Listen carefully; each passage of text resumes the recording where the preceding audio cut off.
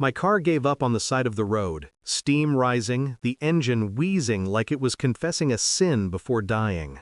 I didn't curse, I didn't complain. Silence has always been my sharpest instinct. I called roadside assistance, then turned back home to grab my wife's Mercedes. She'd left it in the garage last night, faint perfume still hanging inside, a mix of jasmine and lies, though I didn't know that part yet.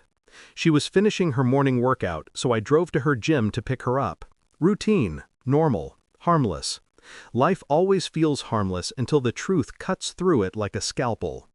The guard saw me rolling down the window. He smiled, too casually.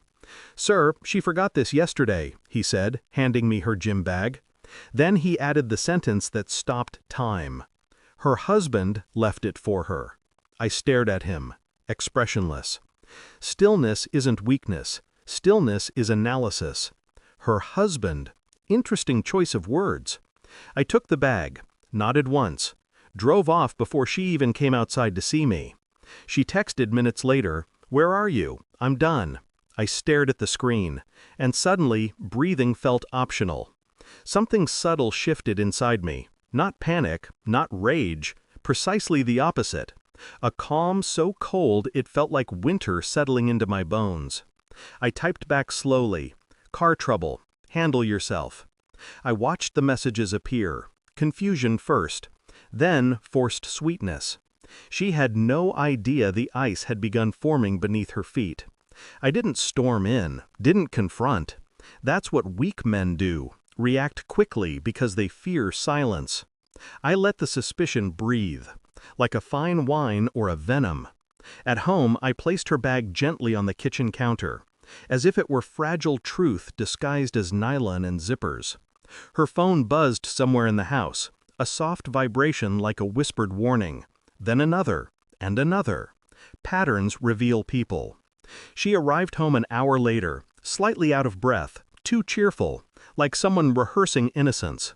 "Oh, my bag," she smiled, kissing my cheek like habit, not affection. Her eyes didn't meet mine long enough. She walked away, humming. Humming. The casual soundtrack of betrayal. When someone thinks they're safe, they let their guard down, and that's when truth leaks. Later that day, while she showered, her smartwatch lit up on the dresser. A message preview. "Had a great session. Same time tomorrow?" No name, just a gray bubble. No panic in her behavior, which meant something worse. Long-term comfort. Marriage isn't destroyed by one mistake. It rots slowly under routine deceit. I went downstairs, brewed coffee, and stared out the window. Rain began to fall. Quiet. Heavy. Cleansing things people pretend are clean. I wasn't angry. Anger clouds judgment. I was awakening. Meanwhile, across the ocean, my other problem was brewing. My son's wife. Hours earlier, she'd barked through the phone while I stood on that broken roadside. "If you want to join Thanksgiving, come wash the dishes." Not a request, a command, entitlement in a crystal voice. I simply answered, "Enjoy." Sometimes absence is the sharpest punishment. They wanted obedience, gratitude, and access to what they assumed I still needed to share. They forgot something vital. I don't compete for people's respect. I withdraw from those unworthy of it. Suspicion needs proof, not emotion. I moved like a ghost through the next week. I checked financial statements, subtle restaurant charges, unfamiliar transactions timed perfectly with her yoga days. I reviewed gym check-ins, mapped against the guard story, search history, call logs synced to cloud. No fireworks, no drama, just arithmetic betrayal. Every breadcrumb colder than the last. And always she smiled, cooked, talked about weekend plans, touched my arm like it meant something. It's fascinating how people perform loyalty to hide its corpse. Meanwhile, my son and his wife posted pictures, crowded family table, cheap decorations, filtered smiles. They never noticed the absence of one chair. Later that night, when lights dimmed and loneliness inevitably sobered them, they saw the photos I posted. A villa perched against Swiss mountains. Snow diamonds under amber lights. A table set for one. Silence vast and sovereign. The phone rang and rang, 71 missed calls. Greed always wakes up later than dignity. I ignored everyone. Revenge doesn't always scream. Sometimes it simply doesn't answer. Evidence arrived in digital form. Cloud logs I already knew existed but pretended to discover. Screenshots, timestamps, messages thick with emotional intimacy disguised under fitness routines and shared playlists. No physical betrayal captured, but emotional infidelity cuts sharper. Bodies wander, hearts decide. When I placed the printed pages on the table before her, she froze. A single inhale, sharp, shallow. "What is this?" I didn't raise my voice. "Patterns, choices, comfort zones you thought I'd never enter." She trembled.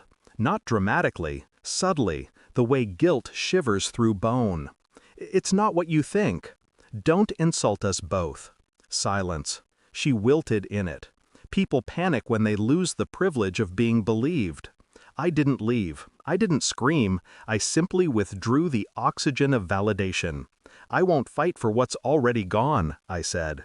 She reached out instinctively. Not affection, but desperation to protect the world she'd built on borrowed fidelity. "Please, we can fix this."